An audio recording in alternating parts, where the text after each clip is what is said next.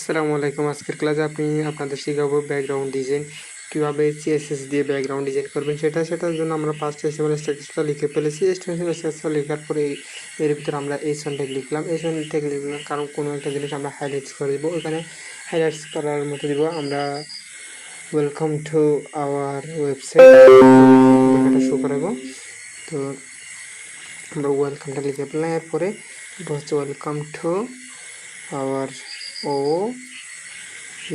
Hour website. তো আমি যখন এটা লিখলাম, এটা লেখার পরে একটা জিনিস খেয়াল করবেন, আমার লেখাটা কোথায় থাকে, কীরকম থাকে। দেখেন এখন আমার এটা লেখা শেষ। এখন আমি আরেকটা পিটেক দিয়ে একটা লরম লিখে দিব। লরমটা লিখবো কারণ আপনারা ডিজাইনটা দেখলেই বুঝতে পারবেন কেন আমি লরমটা লিখলাম। তো এরপর আমি ভিউ থেকে একটু পেজ রুট করব।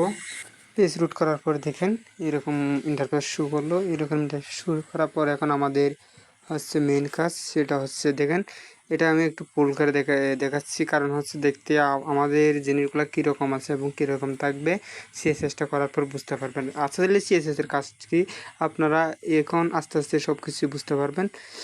এখন আমাদের এখানে যে টাইটেল লিখলাম, টাইটেলের নিচে আমরা লিঙ্ক করে দেব। লিঙ্কের বিষয়টা আমি আপনাদেরকে এর আগেও দেখাচ্ছি কীভাবে লিঙ্ক করা যায়। তো লিঙ্কের এরপর আমরা লিঙ্ক করার পর সিএসএসটা করে ফেলবো। তো আমরা যে হেডলাইন ওখানে একটা আমরা ওটার কালার দিয়ে প্রথমে কালার, কারণ এর আগে আমি আপনাদেরকে দেখাচ্ছি কালার কীভাবে দেবেন এক্সটার্নাল সিএসএসে। তো আমি এখন এক্সটার্নাল সিএসএসে আবার পূর্বে নেই কালার দিচ্ছি। এখান থেকে আপনারা আবার শিখতে পারবেন আমি কালারটা কীভাবে সিলেক্ট করতেছি। তো H1টা ধরার পরে এরপর সেকেন্ড ব্র্যাকেট, তারপরে গিয়ে কালারটা ধরলাম, আমি কালার দিলাম ইয়েলো কারণ আমি ব্যাকগ্রাউন্ডটা চেঞ্জ করবো, সেখানে কালারটা ইয়েলো হাইলাইটস হবে। তো এরপরে আমি ব্যাকগ্রাউন্ডের কালার দিতে পারি। তো আমাদের কাজ হচ্ছে আমরা ব্যাকগ্রাউন্ডে রাখছি কোথায়।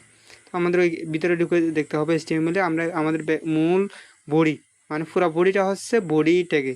তো বডি ট্যাগে যেহেতু আমাদের বডির ভিতরে বডির ভিতরে সব আমাদের ট্যাক্স। তো আমাদের বোর্ডের ভিতরেই সব কিছু, যেহেতু আমাদের বডিটাই কালার চেঞ্জ করতে হবে, পুরো বডিটাই কালার চেঞ্জ করতে হবে। তো পুরো বডিটা কালার চেঞ্জ করার জন্য আমাদের ব্যাকগ্রাউন্ড কালার দিতে হবে। ব্যাকগ্রাউন্ড কালার আমরা ওইখানে যেহেতু দিছি ইউলো দিছি, আমরা এখানে ব্ল্যাক দিলাম। তো ব্ল্যাক দিলাম কারণ হচ্ছে ইউলোটা একটু হাইলাইটস হবে। এরপরে পিটেকের যে টেক্সটটা আছে ওই টেক্সটটা হাইট হয়ে গেছে কারণ ওটার লেখাও ব্ল্যাক, এটার লেখাও ব্ল্যাক। তো আমি মাউস দিয়ে ধরে আপনাদেরকে ওই জিনিসটা দেখা দিলাম। তো এরপর আমরা পিটেকের মধ্যে যে টেক্সটটা আছে ওই টেক্সটটার কালার চেঞ্জ করতে পারি। তো পিটেকটা আপনারা এইভাবে ধরবেন, ধরার পর কালার দিলাম, কালার পরে এখানে আমরা চাইলে হোয়াইট দিতে পারি। তো আমি হোয়াইট দিয়ে দিলাম। হোয়াইট দিয়ে সাথে সাথে দেখেন এটা কালার চেঞ্জ হয়ে গেছে। তো এখন দেখাতে আগের চেয়ে একটু হাইলাইটস দেখাচ্ছে।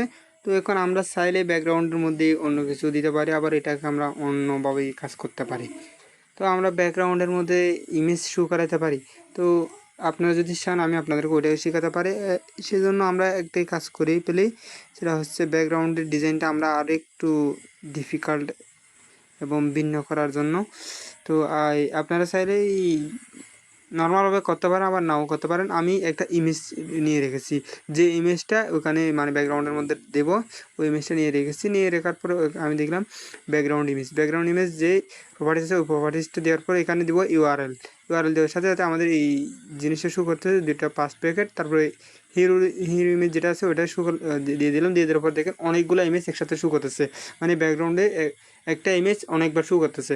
তো একটা ইমেজ যেহেতু অনেকবার শো করতেছে ওটা আমাদের একবার যাতে শো হয় আমাদের ওই কাজটা করতে হবে। তো আমরা একবার যাতে শো হয় ওটা আমরা দিব ব্যাকগ্রাউন্ড রিপিট বলে যে প্রপার্টিসটা আছে ওই প্রপার্টিসটা অ্যাড করব। তো ব্যাকগ্রাউন্ড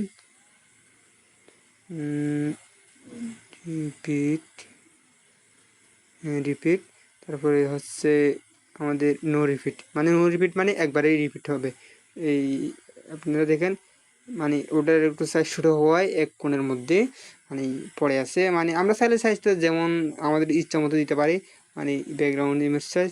তো আমরা ওটাকে ছোটো বড়ো করতে পারবো, ওটা সমস্যা নেই।